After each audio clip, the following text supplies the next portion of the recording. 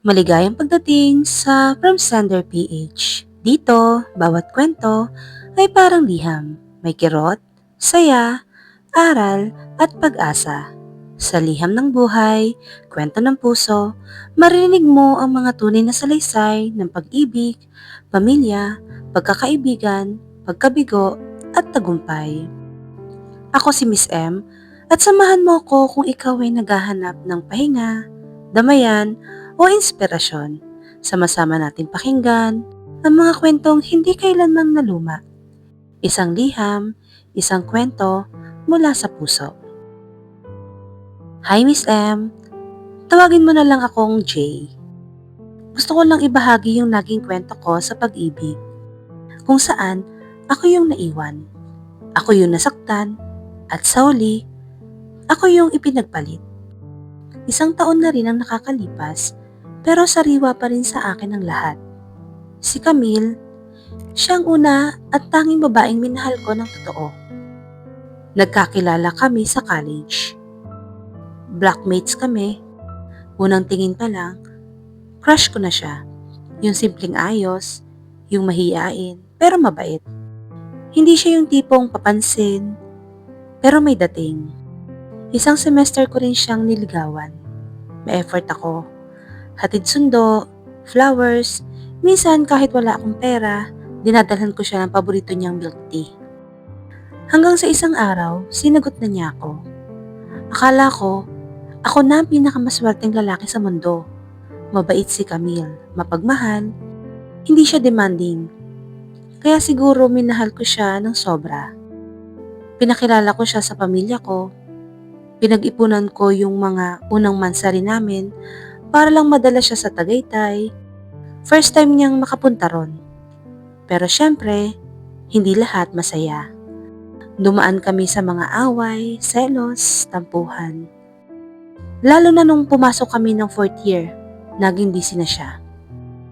May mga araw na hindi siya makareply agad. May mga weekend na bigla siyang hindi matutuloy sa lakad naming dalawa.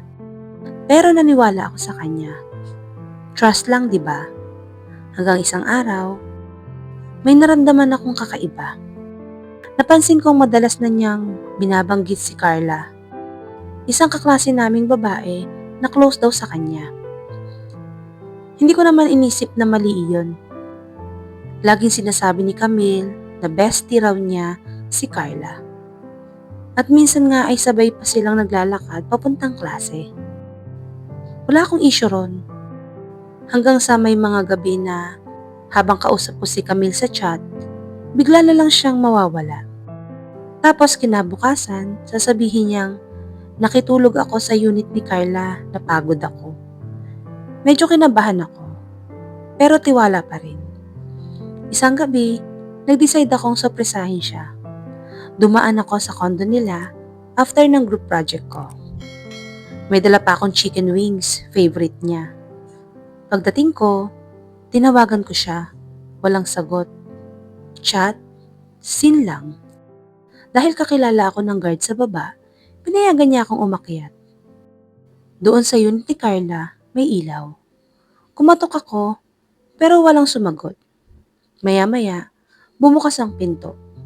Si Camille. At hindi niya alam na darating ako. Gulat na gulat ang mukha niya. Hindi siya makatingin ng diretsyo. Pagpasok ko, doon ko siya nakita, si Carla. Pero hindi na siya yung simpleng kaibigan ni Camille. Lumapit sa akin si Camille at sa totoo lang, ang tanging nasabi ko lang ay, akala ko ako lang. Doon ko nalaman ng totoo. Si Camille, matagal nang may nararamdaman para kay Carla. Pero hindi niya agad sinabi. Naguguluhan daw siya. Pinilit niyang magmahal ng lalaki at ako yun.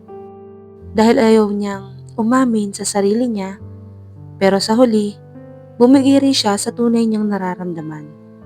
Masakit, sobra.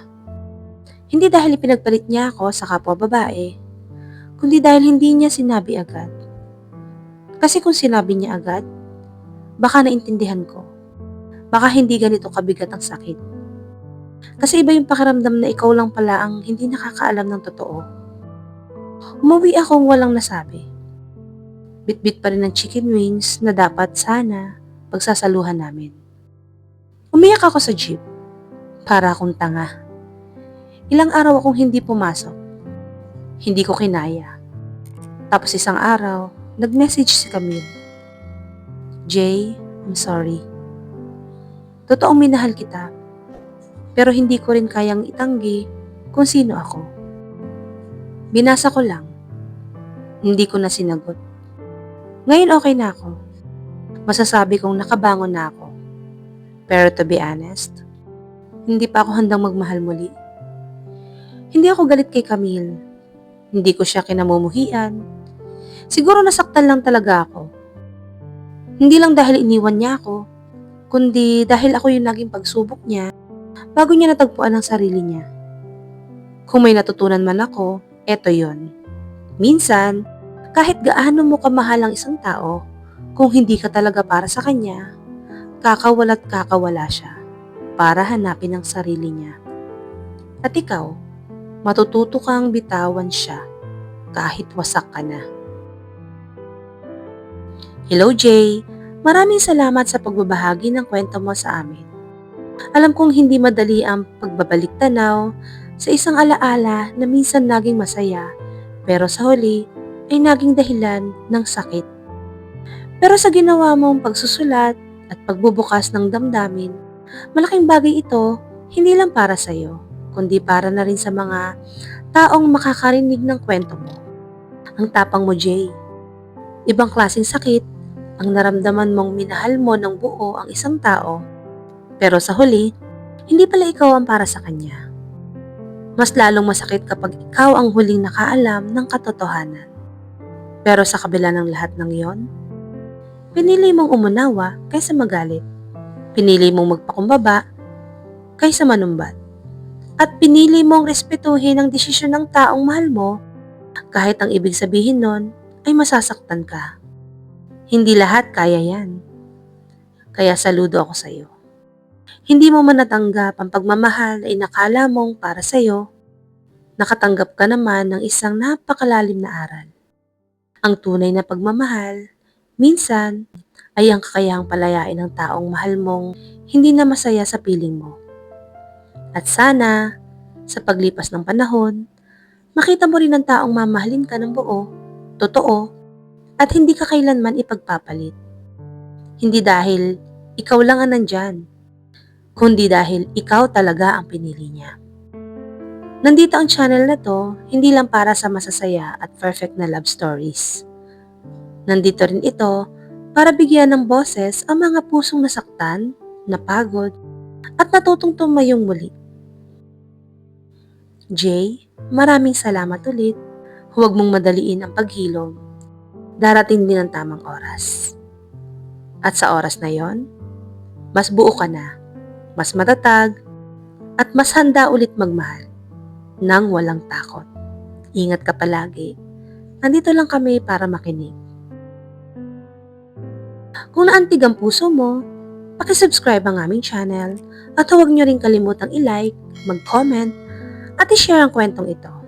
Kung nais mong ibahagi ang iyong istorya, maaari ka mag-send sa email ad na nasa baba o sa Facebook account namin.